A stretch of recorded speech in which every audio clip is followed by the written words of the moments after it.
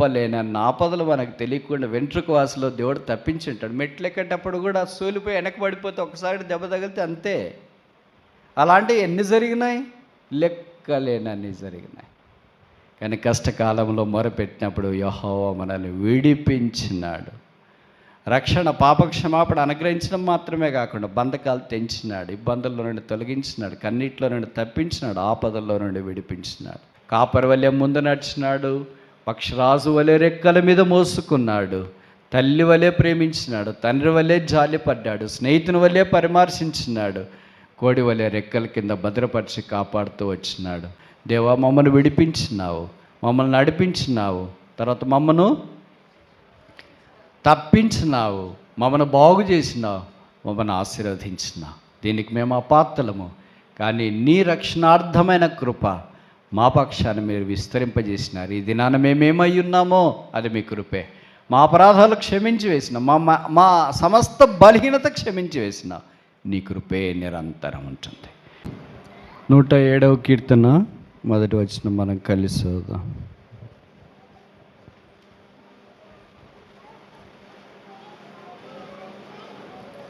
యెహోవా దయాళుడు, ఆయన కృతజ్ఞతాస్తుతులు చెల్లించుడి, ఆయన కృప నిత్యముండును. 2వ వచనం కూడా చూద్దాం. యెహోవా విమోచించిన వారు ఆ మాట పలుకుదురుగాక. విరోధుల చేతిలో నుండి ఆయన విమోచించిన వారును, తూర్పు నుండి, పడమటి నుండి, ఉత్తరం నుండి, దక్షిణం నుండి, నానా దేశముల నుండి ఆయన పోగు చేసిన వారు ఆ మాట పలుకుదురుగాక. దేవుని యొక్క ఆశ్చర్య కార్యాలు మానవ నోరు వివరింపలేదు, చెవులు గ్రహించలేవు, హృదయానికి అర్థం కాదు. ఎందుకంటే దేవుడు ఎప్పుడు ఆశ్చర్య కార్యాలు జరిగిస్తూనే ఉంటాడు. ఆయన పేరే ఆశ్చర్యకరుడు. ఆశ్చర్యకరుడని ఆయనకు పేరు. కనుక ఆయన ఆశ్చర్య కార్యాలు జరిగించేవాడు.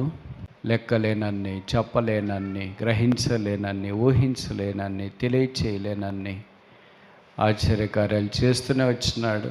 అవి ఆగిపోవు, చేస్తూనే ఉంటాడు, చేయబోతూనే ఉంటాడు. అలాగ మన వ్యక్తిగత కుటుంబ జీవితాల్లో కూడా ప్రభు అలాగ చేస్తాడు. అందుకనే ఆయన విమోచించిన వారు యెహోవా దయాళుడు. మరి ఏం చేయాలి? ఆశ్చర్యకార్యాలు అన్నీ చేస్తే అని అంటే బహుశా ఇంతకంటే మనం ఎక్కువ చెప్పలేమనుకుంటాం. ద లార్డ్ ఈజ్ గుడ్, యెహోవా దయాళుడు, ఆయన కృప నిత్యముండును అని విమోచించిన వారు ఆ మాట పలుకుదురుగాక. విమోచించబడిన వారు. యెహోవా దయాళుడైన మాట మనకు మాటికి బైబిల్లో కనిపిస్తూ ఉంటుంది. ఇది పాత నిబంధనలో వ్రాయబడింది. కొత్త నిబంధనలో ఈ పదము లేదా ఈ మొదటి వచనము కనపడదు. ఎందుకు కనపడదు? పాత నిబంధనలోనే ఎందుకు కనిపించింది? మొట్టమొదటి పదము దావీదు దేవుని మందసాన్ని తీసుకొని వచ్చే సందర్భములో చెప్పబడుతూ వచ్చింది. ద్వితీయోపదేశకాండము మనించండి. దినవృత్తాంతాల మొదటి గ్రంథము 16వ అధ్యాయము 34వ వచనం. 1 Chronicles chapter 16 verse 34. దినవృత్తాంతాల మొదటి గ్రంథము 16వ అధ్యాయము 34వ వచనం.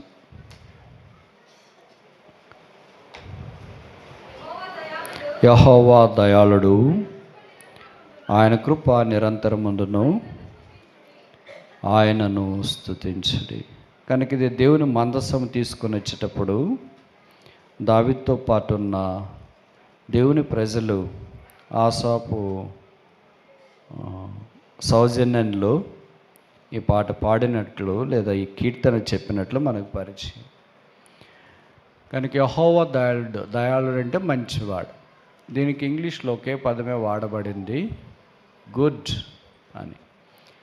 తెలుగులో 4 పదాలు కనీసం వాడబడ్డాయి గుడ్ అనే దానికి. మొదటిది ఏంటంటే మంచివాడు, యెహోవా మంచివాడు. రెండవది ఏంటంటే యెహోవా ఉపకారి. మూడవది ఏంటంటే యెహోవా దయాళుడు. నాలుగవది ఏంటంటే యెహోవా ఉత్తముడు. ఈ 4 తెలుగు పదాలకి ఇంగ్లీష్లో ఒకే పదమే వాడబడింది, గుడ్ అని. గుడ్ అనేది సాధారణంగా అందరికీ వాడతాం మనము. మా పిల్లోడు స్కూల్లో ఎలాగున్నాడంటే గుడ్ అంటారు. మా అమ్మాయి అబ్బాయి మందిరంలో ఎలాగున్నారంటే గుడ్, మంచోళ్ళు, బాగున్నారా అంటారు. ఎవరన్నా పెళ్లి చేసుకోవాలనుకున్నప్పుడు పెళ్లి సంబంధం చూడటానికి వస్తే ఆ ఊర్లో వాళ్ళని అడిగినారు, లేదా మందిరంలో సేవకుడిని వారిని అడిగారు అనుకో, ఎలాగుంటుంది అమ్మాయి అబ్బాయి ఎలాగుంటారంటే మంచోళ్ళు అండి అని చెప్తారు. కానీ మంచోళ్ళు అనే చెప్తారు, కానీ ఉత్తములు అని చెప్పరు, దయాళులు అని చెప్పరు. అది దేవునికి మాత్రమే వాడబడే పదం. అందుకే తెలుగులో ఉన్న పదజాల సంపదను బట్టి తెలుగు బైబిల్ తర్జుమా చేసే పండితులు పదప్రయోగం చేయటానికి పరిశుద్ధాత్మ దేవుడు ఇంత పద సంపద వారికి అనుగ్రహించినాడు. అందుకే మంచివాడు, ఉపకారి, ఉత్తముడు, దయాళుడు. O taste and see that the Lord is good. యెహోవా ఉత్తముడనే రుచి చూచి, ఇవన్నీ ఒకే ఇంగ్లీష్లో పదజాలమే. కనుక మనకి ఇన్నేళ్లుగా ద లార్డ్ ఈజ్ గుడ్, ఆయన మంచివాడు. ఆల్దో వీఆర్ నాట్, మనం మంచివాళ్ళం కాకపోయినా ఆయన మంచివాడు. Is faithful although we are not, మనం అపనమ్మకమస్తులైనా ఆయన నమ్మకస్తుడు. Although we are incorrect he was correct, మనము పొరపాట్లు చేసినా ఆయన ఒక్క పొరపాటు చేయలేదు. Although we have abandon him he'll never abandon us, ఆయనను మనం విడిచిపెట్టినా ఆయన మనల్ని విడిచిపెట్టలేదు. ఇలాగ మాటలు చెప్తూ పోతే ఆయన ఇప్పటికీ నమ్మకస్తుడు, రాబో దినాల్లో కూడా నమ్మకస్తుడు, ఆయన సర్వకాలము నమ్మకస్తుడు. మనము నమ్మదగిన వారమైన ఆయన నమ్మదగిన దేవుడిగా ఉండి మనల్ని నడిపిస్తూనే వచ్చినాడు. ఈ 107వ కీర్తన ఇశ్రాయేలు యొక్క చరిత్ర మనకు జ్ఞాపకం చేస్తుంది. ఎలాగ యెహోవా దయాళుడని వారు దేవుణ్ణి ఆరాధించినారో ఒక 5 విషయాలు నేను మీకు జ్ఞాపకం చేయడానికి ప్రయత్నం చేస్తా. యెహోవా విమోచించిన వారు అంటే రక్షణ పొందిన వారు, మారు మనసు పొందినవారు, పాప క్షమాపణ పొందిన వారు మాత్రమే మాట చెప్పగలరు యెహోవా దయాళుడు అని. ఎలాంటి వారిని ఆయన దయ చూపించి నడిపించినాడు అని అంటే, ఎలాగ నడిపించినాడు అంటే 107వ కీర్తన మొదటి సంగతి, 107వ కీర్తన 6వ వచనం. 107:6 Psalm 107:6. వారు కష్టకాలమందు యెహోవాకు ఆయన వారి ఆపదల్లో నుండి మొదటిది విడిపించెను. ఎన్ని ఆపదలు వచ్చినాయో తెలియదు. ఆపద అనేది ఇది చాలా పెద్ద పదము. మేము కష్టాల్లో ఉన్నామనేది సాధారణంగా మనం వాడతాం. ఇక్కడ ఒక కాలం రాసినారు. ఏ కాలం అది? కష్టకాలం. కీర్తనల్లో కొన్ని కాలాలు ఉన్నాయి, మీకు తెలుసు అనుకుంటా. ఆ కాలంలో ఇదొకటి ఏంటి? కష్టకాలం. మీకు గుర్తొచ్చే కొన్ని కాలాలు చెప్పండి. రావు కాలమా? అట్లాంటిది భలే గుర్తుంటుంది. కష్టకాలము, ఆపత్కాలము, యవ్వన కాలము, దర్శన కాలము, ఇంకా నిర్ణయ కాలము, తగిన కాలము, ఇవన్నీ సాధారణంగా మన కీర్తనలో కనిపిస్తూ ఉంటుంది. ఈ నిర్ణయ కాలం ఇష్టమే, దర్శన కాలం ఇష్టమే, మంచి కాలం ఇష్టమే, యవ్వన కాలం ఇష్టమే. కానీ ఇష్టం లేనిది ఏంటంటే కష్టకాలం. ఈ కాలం కూడా వస్తుంది కాలాల్లో. కానీ ఇశ్రాయేలీయులకి ఈ కాలం కూడా వచ్చింది. వారు విమోచించబడిన వారు, రక్షణ పొందిన వారే. మోషే ఆజ్ఞ ద్వారా దేవుడు అనుగ్రహించిన కృప కొలది ఐగుప్తులో నుండి బయటకు వచ్చిన 430 సంవత్సరాల బానిస సంఖ్యలలో నుండి గొర్రెపిల్ల రక్తం ద్వారా మనం కొత్త నిబంధనలో యేసుప్రభు అనే దేవుని గొర్రెపిల్ల ద్వారా రక్తమును బట్టి విడిపించబడి పాపక్షమాపణ మారు మనసు పొంది మనం బయటికి తీసుకురాబడ్డాం. తీసుకురాబడిన తర్వాత ఏమొచ్చినాయంటే కష్టకాలం వచ్చింది. కష్టకాలంతో పాటు ఏమొచ్చినాయి? ఆపదలు. ఇక్కడ రాశారు కదా, ఆపదలలో నుండి ఆయన వారిని విడిపించెను.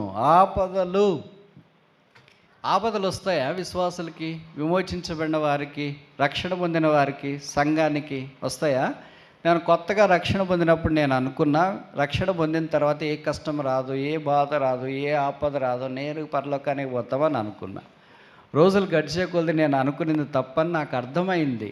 ఎందుకంటే రక్షణ పొందక మునుపు మనకు పోరాటం తక్కువ ఉంటుంది, రక్షణ పొందిన తర్వాత పోరాటం ఆరంభం అవుతుంది. ఇంట్లో, ఇరుగు పొరుగు స్థలాల్లో, మనం పనిచేసే స్థలాల్లో, చదువుకునే స్థలాల్లో మనమంటే పడని వాళ్ళు ఎక్కువైపోతారు, శత్రువులు ఎక్కువైపోతారు. అప్పుడు మిత్రులు ఎక్కువ మంది ఉంటారు. యేసుని అంగీకరించిన తర్వాత శత్రువులు అవుతారు.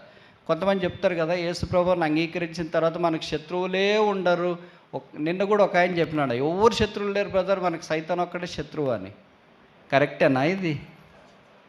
నేను అన్నప్పుడు సైతాన్ ఒక్కడే మనకు శత్రువు అయితే దావీదు 23వ కీర్తనలో రాస్తాడు కదా, నా శత్రువులు ఎదుట నీవు నాకు భోజనం. దావీదు దేవునికి హృదయానుసాడే, ఆయనకే శత్రువులు ఉంటే మరి మన సంగతి ఏంటి? అలాగే మత్తయి సువార్త 5వ అధ్యాయంలో కూడా చెప్పబడింది కదా, యేసుక్రీస్తు ప్రభువారు శత్రువుల గురించి చెప్తూ వచ్చినాడు, మీ శత్రువులను ప్రేమించుడి అన్నాడు. యేసు ప్రభువుకు కూడా శత్రువులు ఉన్నారు కదా, ఆయనకే శత్రువులు ఉంటే మన సంగతి ఏంటి? మనం కొని తెచ్చుకున్న వాళ్ళు కాదు శత్రువులు, మన ప్రభువుని వెంబడిస్తున్నాం కనుక వారు శత్రువులు అవుతారు. సైతాన్ మిత్రులంతా మన శత్రువులే, సైతాన్ శత్రువులంతా మన మిత్రులే. నేను చెప్పే మాటలు మీకు అర్థమవుతున్నాయా? అలాగే ఇప్పుడు దావీదుకి చాలా ఆపదలు వచ్చినాయి. నేను కూడా ఆ కష్టాల్లో ఉన్నప్పుడు అంతా ఇదే గుర్తొస్తుంటుంది. 34వ కీర్తన 19వ వచనంలో దావీదు రాసిన మాటలు, నీతిమంతునికి కలుగు ఆపదలు 1, 2, 3, 4, 5 అనేకములు. దావీదు అనేకములు అనే మాట ఎన్నిసార్లు రాశాడు కీర్తనల్లో? ఎన్నిసార్లు రాశాడు? మీకు ఎప్పుడైనా గుర్తొచ్చిందా, ఆలోచన వచ్చిందా? ఇట్లాంటివన్నీ మీకు ఆలోచన రావాలా. అనేకములు అనేకములు, నా చుట్టూన్నవారు అనేకులు, నా మీదకి లేచివారు అనేకులు, వానికి రక్షణ లేదని చెప్పువారు. దావీదుకే రక్షణ లేదని చూడు చెప్పేవాళ్ళు ఎట్లా ఉన్నారు. దావీదులు అంటూనికే రక్షణ లేదనే వాళ్ళు వేస్తే మన సంగతి ఏంటి? వానికి రక్షణ లేదని వారు వేలాదిగా నిలిచి ఉన్నారు, ప్రణుతింతుము మహయెహోవా పరిపూర్ణ మహిమా శుభ. మనకు పాట కూడా పరిచయం కదా, దావీదులు అంటోనికే రక్షణ లేదనే శత్రువులు లేచినారంట. అలాగే మనం కూడా రక్షణ పొంది ప్రభు కొరకు సాగిపోతున్నాడు, మనకు కూడా రక్షణ లేదనేవాళ్ళు, మదనానికి వచ్చే వాళ్ళకి రక్షణ లేదు, వాళ్ళకి వీళ్ళకి లేదు, అందరికీ రక్షణ లేదని లేచేవారు. ఇలాంటి అబద్ధాలు చెప్పేవాళ్ళు, ఆపదలు వచ్చిన వాళ్ళు, రక్షణ లేదని చెప్పేవారు అనేకులు అనేకులు అనేకులు. అయితే కింద వరుసలో రాశాడు, అదొక్క వరుస రాసి విరమించింటే మనకు క్షేమం ఉండదు. కానీ 34:19 రెండవ వరుసలో ఏం రాశాడంటే, అయినను వాటన్నిట్లో కొన్నిట్లో నుండి కాదు, ఆపదలేమో 100 వచ్చినాయి, ఒకే ఆపదలో నుండి తప్పించినాడంటే మనకి యేసు ఎందుకు? ఆపదలు 100 వస్తే 100 ఆపదల్లో నుండి విడిపించాడు, వాటన్నిటిలో నుండి ఆయన నన్ను. కనుక ఇశ్రాయేలును కూడా అలాగే దేవుడు విడిపిస్తూ వచ్చినాడు. మనకు కొన్ని అనుకుంటాం, ఏం ఆపద వచ్చిందంటే కరోనా వచ్చింది కదండి అంటాం. అంతకుముందు ఎన్ని వచ్చినాయి, దాని తర్వాత ఎన్ని వచ్చినాయి, పని చేసేటప్పుడు ఎన్ని వచ్చినాయి, కోల్బెట్లు ఎన్ని వచ్చినాయి, పొలానికి వెళ్ళినప్పుడు ఎన్ని వచ్చినాయి, రోడ్డు మీద వెళ్తున్నప్పుడు యాక్సిడెంట్లు అయినా, చెప్పలేనన్న ఆపదలు మనకు తెలియకుండా వెంట్రుక వాసులో దేవుడు తప్పించుంటాడు. మెట్లు ఎక్కేటప్పుడు కూడా సూలిపోయి వెనక్కి పడిపోతే ఒకసారి దెబ్బ తగిలితే అంతే. అలాంటివి ఎన్ని జరిగినాయి, లెక్కలేనన్ని జరిగినాయి. కానీ కష్టకాలంలో మొరపెట్టినప్పుడు యెహోవా మనల్ని విడిపించినాడు. రక్షణ, పాపక్షమాపణ అనుగ్రహించడం మాత్రమే కాకుండా బంధకాలు తెంచినాడు, ఇబ్బందుల్లో నుండి తొలగించినాడు, కన్నీటిలో నుండి తప్పించినాడు, ఆపదల్లో నుండి విడిపించినాడు. రెండవది చూస్తామా, కీర్తనలు 107 7వ వచనం, వారొక నివాసపురము చేరునట్లు చక్కని త్రోవనైన వారిని ఎవరు నడిపించినాడు? మీరు ఈ మాటలు గుర్తుపెట్టుకో, వారిని వారిని వారిని వారిని. మొదటి వారెవరు? విడిపించబడిన వారు. రెండవ వారెవరు? నడిపించబడిన వారు. ఎలాంటి పరిస్థితుల్లో నడిపించబడ్డారంట? వారొక నివాసపురము చేరునట్లు చక్కని త్రోవ. అంతదాకా ఎక్కడున్నారు? మీకు ఒక పాట తెలుసు, త్రోవ తప్పి తిరుగుచుంటిమి. త్రోవ తప్పి తిరిగి రోమపత్రికలో రాయబడింది కదా, అందరూ పాపము చేసి నీతిమంతులు లేడు, ఒక్కడైనా లేడు, అందరినూ ఏకముగా. కనుక త్రోవ తప్పి మనం తిరుగుతూ ఉంటమే, గొర్రెలన్నీ త్రోవ తప్పి, గొర్రెల వలె త్రోవ తప్పిపోతమే. అయితే యేసుక్రీస్తు అనే త్రోవ, మార్గం. యోహాను 14:6 ప్రభు అన్నాడు, నేనే త్రోవ, నేనే మార్గం, ఐ యామ్ ద వే. ఏ త్రోవ తప్పి ఏ మార్గంలో తీసుకొని వచ్చినాడు? పై వచనం 4వ వచనం, వారు అరణ్య మందలి ఏ త్రోవ? ఇప్పుడు ఏ త్రోవ? చక్కని, ఎంత కాంట్రాస్టింగ్ కదా. ఎడారి త్రోవలో నుండి ఏ త్రోవలోనికి వచ్చినాము? చక్కని త్రోవలోనికి వచ్చినామంట. అప్పుడు ఎలాగున్నాము? ఎడారి త్రోవలో తిరిగేటప్పుడు కింద వరుస ఏమి లేదు, నివాసము లేదు. నివాసం లేని వాళ్ళు ఏమంటారు? సంచారం, అడ్రస్ ఉండదు, ఆధార్ కార్డు లేదు, రేషన్ కార్డు లేదు, ఇంకేం కార్డులు ఇస్తారు మీకు? రైతు బంధు ఏ కార్డు లేదు. ఆ కార్డు లేకుండా, అడ్రస్సే లేకుండా తిరుగుతుండేది. సంచారం తిరుగుతున్నారంటే అడ్రస్ లేదు అని అర్థం. ఇప్పుడు వారిని ఏం చేశాడు? కింద వరుసలో రాశాడు, వారు వేరొక నివాసపురంలోనికి వచ్చినప్పుడు. అడ్రస్ లేని వాళ్ళకి ఇప్పుడు అడ్రస్ వచ్చింది. ఏంటి అడ్రస్? దేవుని మందిరమే అడ్రస్సు, యేసుప్రభువే మన అడ్రస్సు, దేవుని ప్రజలే మన అడ్రస్సు, వారే స్వాస్థ్యము. కనుక కయ్యూను దేశదిమ్మరై తిరుగుతూ ఉన్నాడు. అలాగ మనం కూడా తిరుగుతుంటుమి యేసు రక్తమును బట్టి. ఇప్పుడు మనము నివాసపురంలోనికి వచ్చి ఆయన మనం తోడుకొని వచ్చిన. ఇది పురం. ఏది పురం అంటే మీకు తెలుసా? పట్టణం మాదిరి. యోహాను 14లో మొదటి వచనంలో యేసుప్రభు అన్నాడు కదా, మీకు అనేక నివాస స్థలములు సిద్ధపరచుట కొరకై నేను వెళుచున్న, నా తండ్రి ఇంట అనేక నివాసాలు, అంటే అనేక పురాలు ఉన్నాయి. వాటన్నిటిని ప్రభు మన కొరకే యేసుక్రీస్తు ద్వారా అనుగ్రహించినాడు. కనుక రక్షణ పొంది కొంతమంది సహవాసం లేక తిరుగుతున్నారు. సహవాసం విలువ మనకు తెలియదు, ఎందుకంటే వచ్చేసాం కనుక దాని విలువ తెలియదు. రోగికి మాత్రమే తెలుస్తుంది ఆరోగ్యం విలువ, డబ్బు లేనోడికి మాత్రమే తెలుస్తుంది డబ్బు విలువ, ఫెయిల్ అయినోడికి మాత్రమే పరీక్షల్లో పాస్ అయిన విలువ తెలుస్తుంది, ఆధార్ కార్డు లేనోడికి మాత్రమే ఆధార్ కార్డు విలువ తెలుస్తుంది, మొబైల్ ఫోన్ లేనోడికి మాత్రమే మొబైల్ ఫోన్ విలువ తెలుస్తుంది.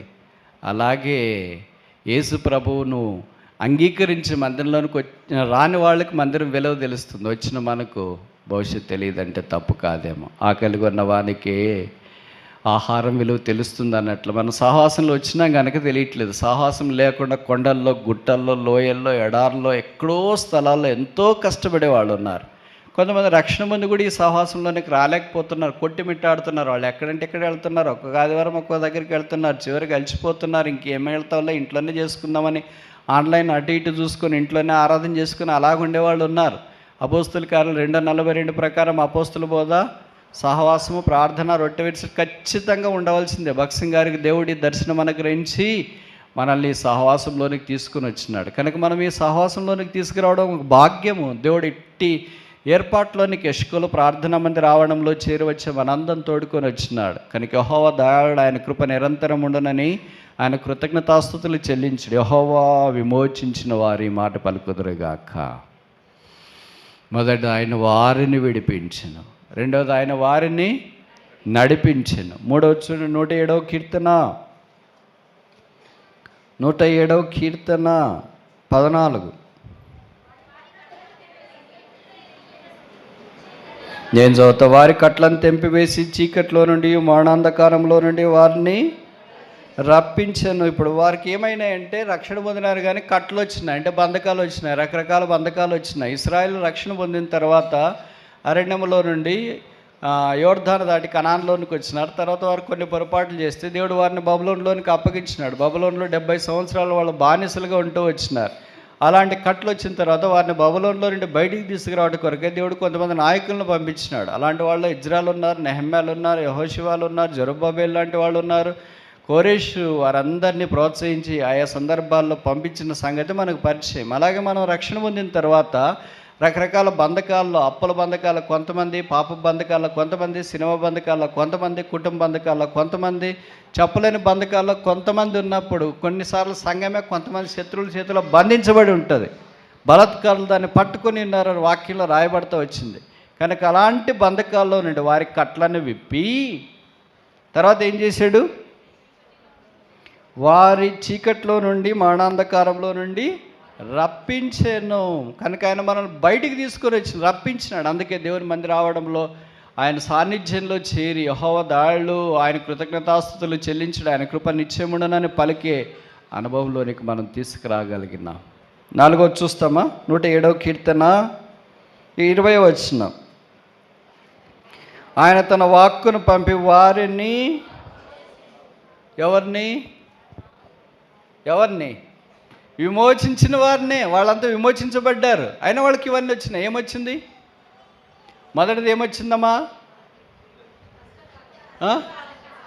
కష్టకాలం వచ్చింది, ఆపదలు వచ్చినాయి. రెండవది ఏమొచ్చింది? త్రోవ తెలియకుండా ఉన్న, నివాసపురం లేకుండా ఉన్న. మూడవది ఏంటి?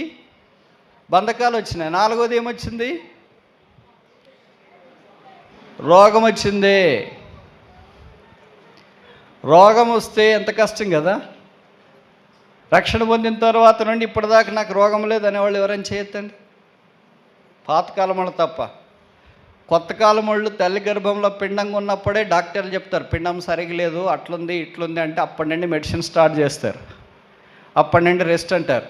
కనుక వాళ్ళకి సాధారణంగా జరుగుతూనే ఉంటాయి. తల్లి గర్భంలో నుండే టెస్టులు, మెడిసిన్స్ అన్నీ స్టార్ట్ అయితేనే ఉంటాయి. ఇప్పుడు కొత్త కాలం వాళ్ళకి ప్రభువు మన రోగాలు భరించినాడు.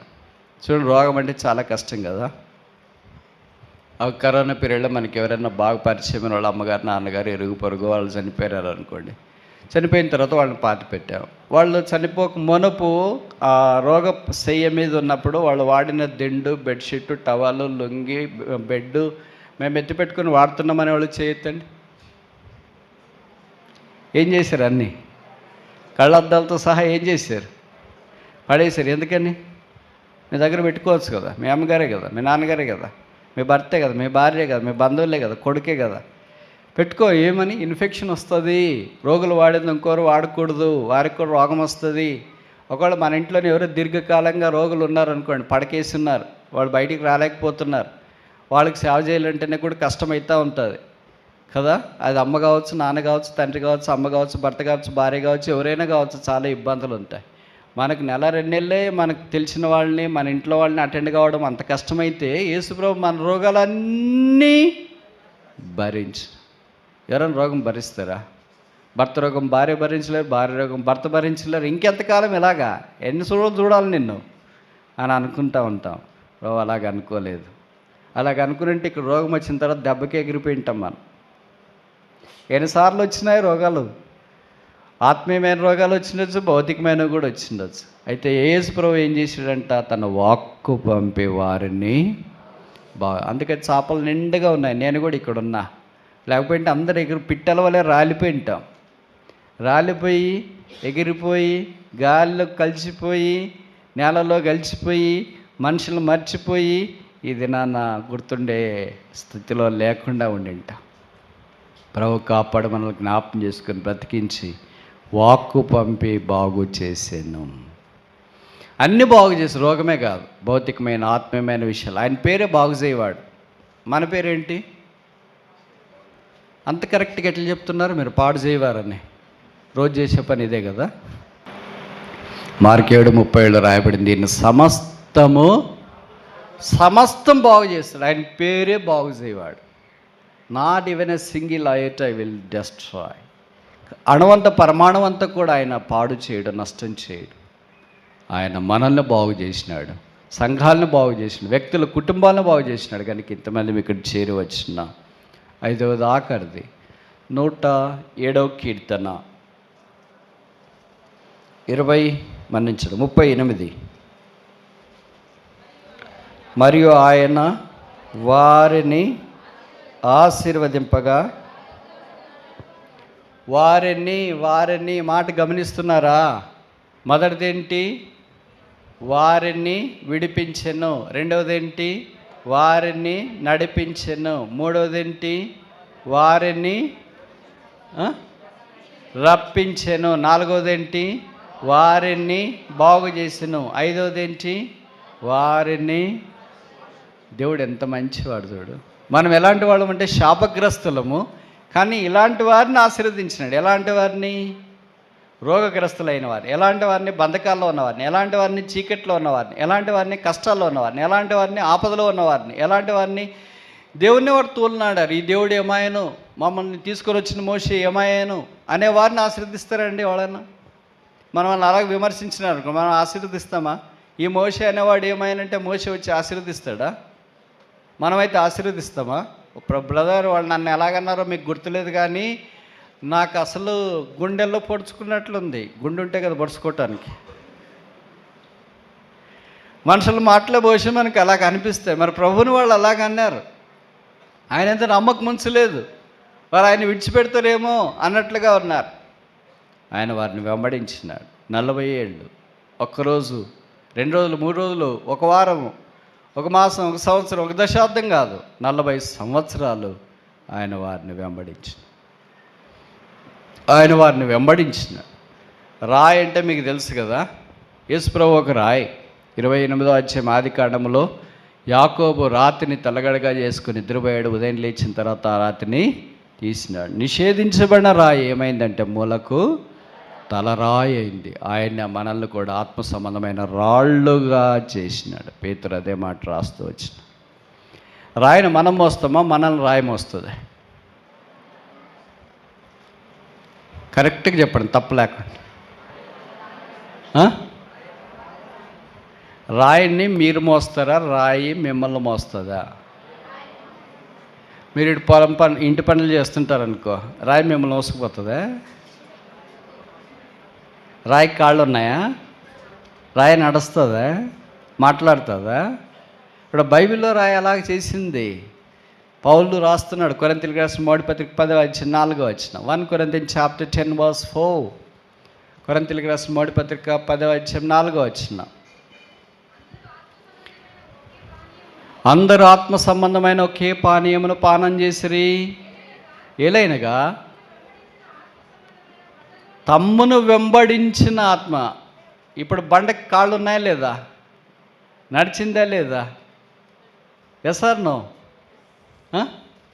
బండకి కాళ్ళు ఉండేది ఎప్పుడైనా చూసిన వాళ్ళు చేయొద్దండి. రాతికి కాళ్ళు ఉన్నాయని చూసిన వాళ్ళు చేయొద్దండి. రాతికి చెవులు ఉన్నాయని చూసిన వాళ్ళు చేయొద్దండి. రాయి మమ్మల్ని మోస్తుందనే వాళ్ళు చేయొద్దు. మామూలుగా మనం రాళ్ళని మోసుకుంటాం, అదేంటి ఏదైనా కట్టడం కట్టాలనుకుంటే. కానీ ఈ రాయి, నిషేధించబడిన రాయి, మూలకు తలరాయి, అమూల్యమైన రాయి, యేసుక్రీస్తు అనే రాయి, ఆయన మనల్ని వెంబడించిన. ఇశ్రాయేలు 40 ఏళ్ళు వెంబడించినాడు. ఆ రాళ్ళలో నుండి ఆ రాయిలో నుండి వచ్చిన నీళ్లు మనం తాగిన. Rock of ages cleft for us. యుగా పూర్వమున్న రాయి మన కొరకై చీల్చబడింది. ఆ నాథుడైన యేసుక్రీస్తు సెలవులో మన కొరకై తల మీద ముళ్ళ కిరీటం, ముఖం మీద ఉమ్మి, చేతుల్లో మేకులు, దేహమంతా కోడా దెబ్బలు, ప్రక్కలో బల్లెపోటు, ఆయన సెలవులో మన కొరకై చీల్చబడ్డాడు. ఆ చీల్చబడిన రక్తపు ఊటలో కడగబడి శుద్ధీకరించబడి రక్షణ పొంది స్వరక్తమిచ్చి సంపాదించిన దేవుని ప్రజలముగా ఆయన సంఘంలో చేరవచ్చిన దీపస్తంభాన్ని, ఈ సాక్ష్యాన్ని, ఈ గుడారాన్ని ప్రభువు నిలబెట్టాడు. ఎంతోమంది భక్తులు ప్రార్థన చేసినారు, ఎంతోమంది భక్తులు చెమట వచ్చినారు, కన్నీరు గార్చినారు, చేయి జాపినారు. వారు అహర్నిశలా ఈ సాక్ష్యము నిలబడి ఉండుట కొరకై ప్రార్థన చేసి ప్రయాసపడ్డారు. వారిలో కొంతమంది ప్రభు దగ్గరికి వెళ్ళారు నిత్య విశ్రాంతి కొరకు, కొంతమంది ప్రభు మన దగ్గర ఉంచుకుంటూ వచ్చినాడు. ఈ ఆ కాలములో పుట్టిన మనము వారి యొక్క ప్రయాస ఫలములో ప్రవేశించే అవకాశం ప్రభు మనకు అనుగ్రహించినాడు. యెహోవా మంచివాడు, నేను మంచివాడు కాకపోయినా ఆయన దయాళుడు, ఆయన ఉత్తముడు, ఆయన ఉపకారి. ఆయన కృప నిరంతరం ఉండను, ఆయన కృప నిరంతరం ఉండను. మన పాపం నిరంతరం ఉండను కాదు, వాళ్ళ పాపం నిరంతరం ఉండను, వాళ్ళ అబద్ధాలు నిరంతరం ఉండను, వారు మోసం నిరంతరం ఉండను. అంటే ఈ దినాన్ని నేను ఇక్కడ ఉండను. నాకు తెలిసి మీరు కూడా ఎవరు ఉండరు అనుకుంటా. మన పాపాలు యేసు ప్రభు క్షమించి మర్చిపోయాడు కనుకనే మనం కూడా మర్చిపోయాం కనుక చాలా. అందుకే ఇక్కడ రాగలుగుతున్నా. ప్రభు మన పాపాలన్నీ నిరంతరం అంటే నా కృప తప్ప అని అంటే ఇక్కడ ఉండము. మన పాపాలని కప్పివేసింది ఆయన కృప, మన అపరాధాలను కప్పివేసింది ఆయన కృప, మన దోషాలకు కప్పివేసింది ఆయన కృప, మన అవిధేయతను కప్పివేసింది ఆయన కృప, మన అతిక్రమాలకు కప్పివేసింది ఆయన కృప. ఆ కృపే కొత్త నిబంధనలో యోహాను 1 ప్రకారం యేసుక్రీస్తు ప్రభు. తీతు పత్రిక ప్రకారం సమస్త మనుషులకు రక్షణకరమైన దేవుని కృప, రక్షకుడైన యేసుక్రీస్తు.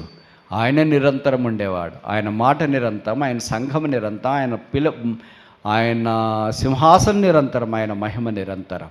అలాగ నిరంతరమైన ప్రజలుగా మనం చేస్తూ సంఘముగా కాపరి వలె ముందు నడిచినాడు, పక్షరాజు వలె రెక్కల మీద మోసుకున్నాడు, తల్లి వలె ప్రేమించినాడు, తండ్రి వలె జాలిపడ్డాడు, స్నేహితుని వలె పరామర్శించినాడు, కోడి వలె రెక్కల కింద భద్రపరిచి కాపాడుతూ వచ్చినాడు. ఎబినేజర్ అయ్యుండి, సహాయపు రాయయుండి మనల్ని నడిపించినాడు.